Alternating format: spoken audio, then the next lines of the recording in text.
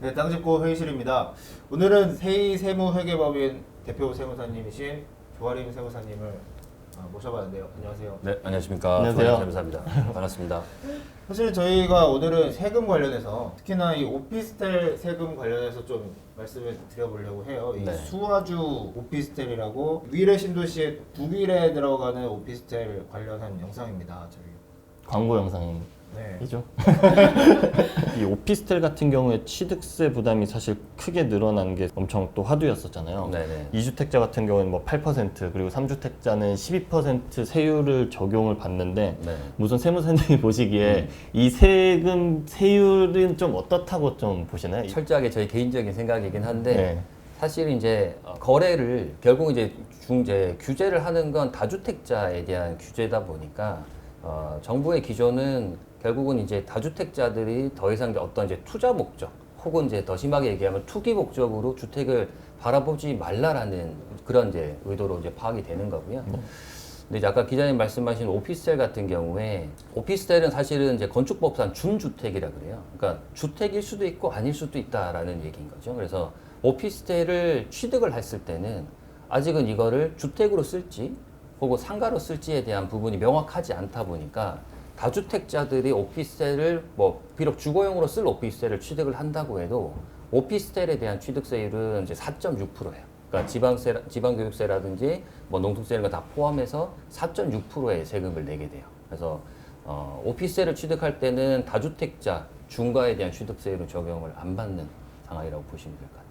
아파트 같은 경우에 보유세부터 양도세까지 세금 부담이 워낙 크고 또 가격도 비싸다 보니까 오피스텔로 눈을 돌리고 있는 투자자들일까 실수요자들도 네. 그런 경우가 많았었는데요. 그 710 대책에서 오피스텔을 취득세 계산할 때 주택수로 넣어버린다 이런 발표가 나니까 그때부터 오피스텔 거래량이 또 대폭 감소했습니다. 한국감정원의 자료를 보면은 9월에 전국 오피스텔 거래량이 12,000건 7월 거래량 대비 36% 급감한 수준으로 이 오피스텔 거래량이 이렇게 떨어졌다는 건 취득세 과세 영향이 있다고 볼 수 있을 것 같은데요. 네. 무가 낮다고 보기는 좀 어려울 것 같습니다.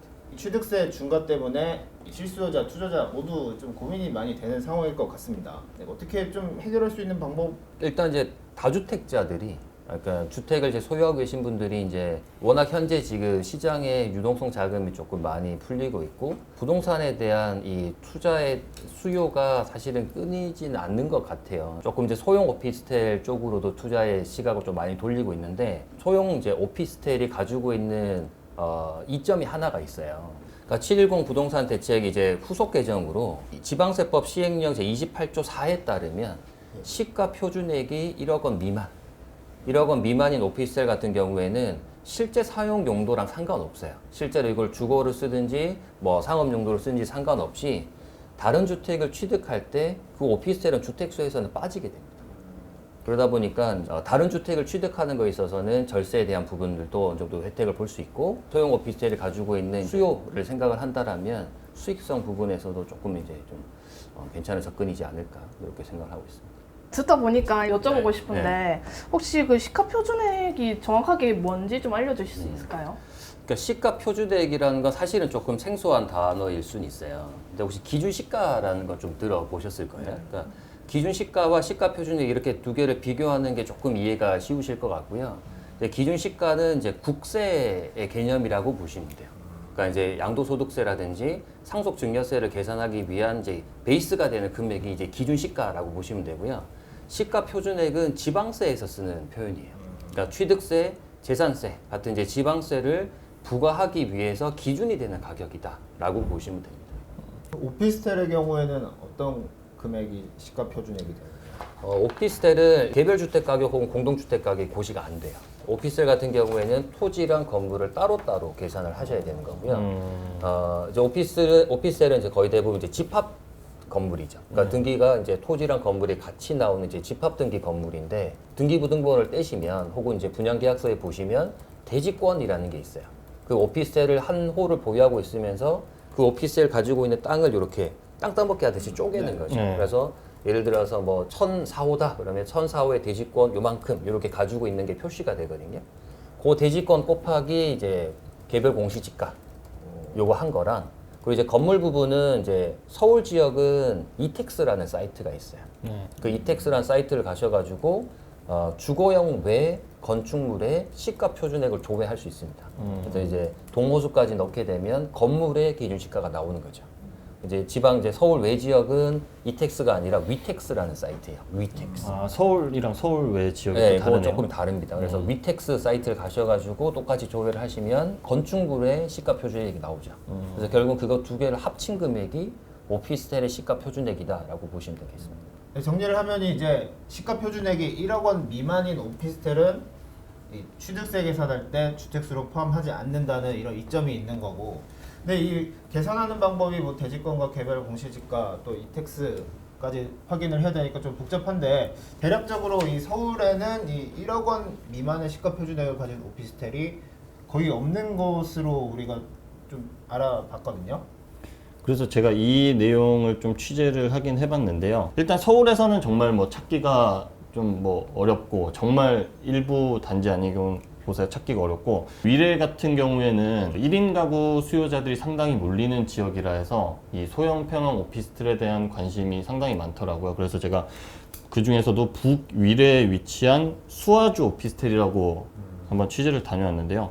여기 같은 경우에 간단히 뭐 1억 미만 오피스텔 대표 사례로 꼽자면은, 이 미래 신도시 같은 경우는 이제 서울 송파랑 성남, 하남 이렇게 세 개 행정구역으로 나뉘는데, 여기는 심지어 서울 송파구에 위치해 있습니다. 이 미래 신도시라고 하면 사실 그 세 개 행정구역에서 어디에 속하느냐가 가장 또 중요한 그 포인트긴 한데, 이 오피스텔 같은 경우는 송파구에 위치해 있고, 이것도 지하 6층, 지상 15층에 297실인데 전호실이 복층으로 돼 있고요. 평형은 뭐 한 실평형이 한 8평 정도로 1인 가구가 살기에 적합한 그런 오피스텔이 대부분이 뭐 시가 표준액은 1억 미만이 넘지 않아서 취득세 절감 효과를 볼 수 있다. 뭐 이렇게 좀 설명이 가능할 것 같습니다. 북위례라고 했는데 교통 여건이라든지 뭐 가까운 지하철역 어떤 게 있나요?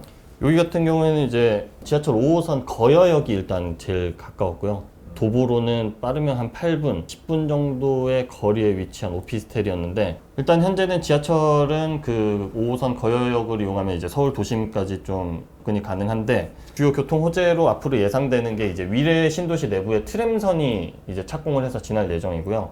또 이제 위례 신사선도 이제 2022년 착공을 앞두고 있는데, 트램 같은 경우는 이제 위례 신도시 내부를 오가면서 뭐 5호선이나 8호선을 연결하는 노선이 될 텐데, 위례 신사선 같은 경우에는 삼성역이랑 신사역까지 가는 노선이라서 향후에 좀 그런 교통이 개선되는 호재 효과를 좀 누릴 수 있을 것으로 예상이 되고 있는데요.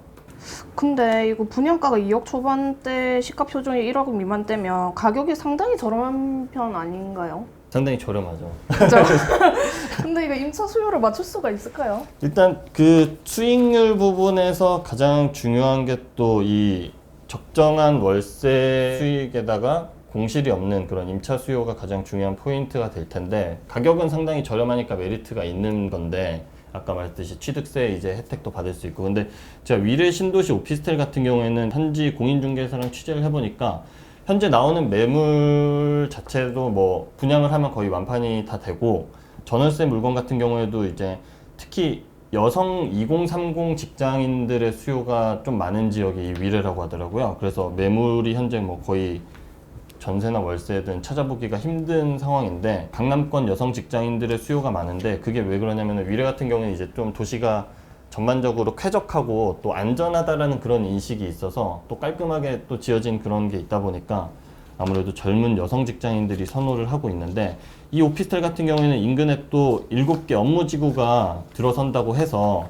향후에도 뭐 임차 수요를 맞추기에는 뭐 나쁘지 않다, 꽤 괜찮다, 뭐 이런 전망이 나오고 있는 것 같습니다.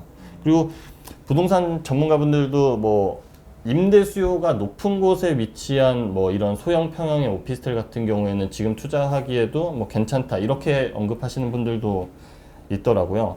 그 위례 신도시 여기가 대규모 업무지구가 뭐 계속 이제 개발돼서 들어서는데, 반면에 그에 비해 또 오피스텔 공급량은 좀 그거에 비해 좀 부족한 편이라고 하더라고요. 이 북위례 쪽이.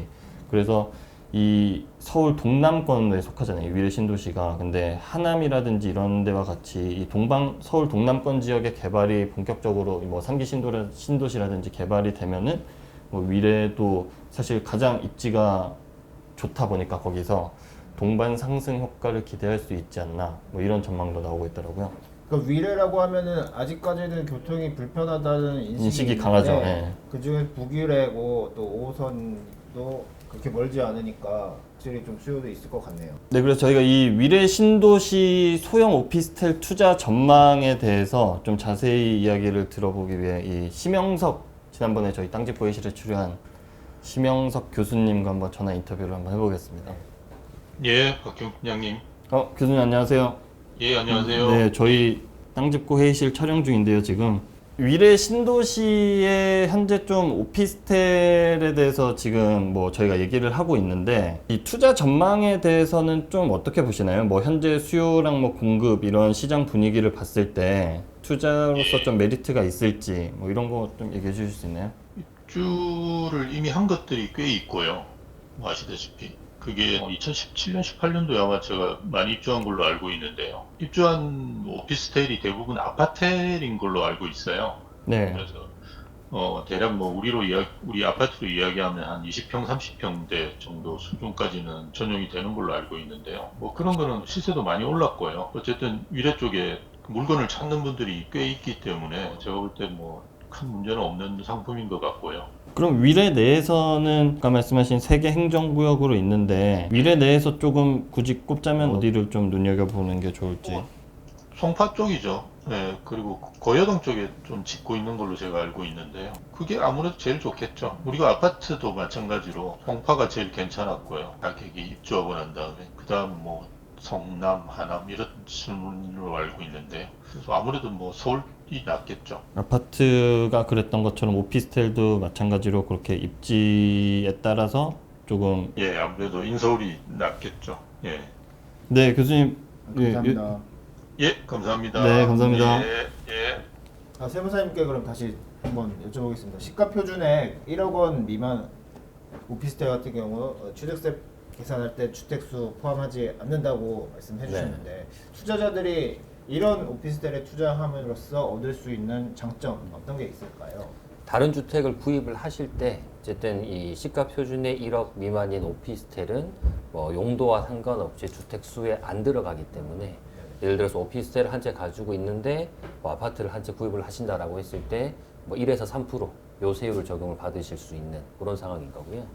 이거는 뭐 세법적인 부분은 아니긴 하지만 오피스텔을 가지고 있으면 청약 관련해서는 무주택자 자격을 그대로 유지를 할 수가 있어요. 그래서 예를 들어서 지금 이제 신혼부부들 같은 경우에 혹은 신혼부부 혹은 이제 뭐 사회 초년생 같은 경우에 청약을 이제 계속적으로 이제 좀 접근을 하고 계시는데 실제 지금 전세 시장도 좀 불안하다 보니까 본인 실거주용으로 오피스텔을 조금 이제 보고 계시는 분들이라고 하면 이제 그것도 메리트가 될 수 있겠죠. 오피스텔 가지고 있어도 무주택 자격을 유지해서 청약을 그대로 신혼부부 특공이라든지 이런 것도 할 수 있죠. 오피스텔은 주거용이든 상가용이든 상업용이든 상관없이 청약 관련해서는 무주택 자격을 그대로 유지를 할 수 있는 걸로 알고 있습니다. 그러니까 지금 이제 시가 표준액 1억 원 미만인 오피스텔은 주택수에 산입하지 않는다라고 하는 건 지방세 관련한 내용이에요. 그러니까 국세에서는 그런 내용은 사실은 없습니다. 그러니까 주거용으로 쓰고 있으면 이제 종합부동산세도 이제 주택으로 종합부동산세가 나오는 게 이제 원칙인 거고요.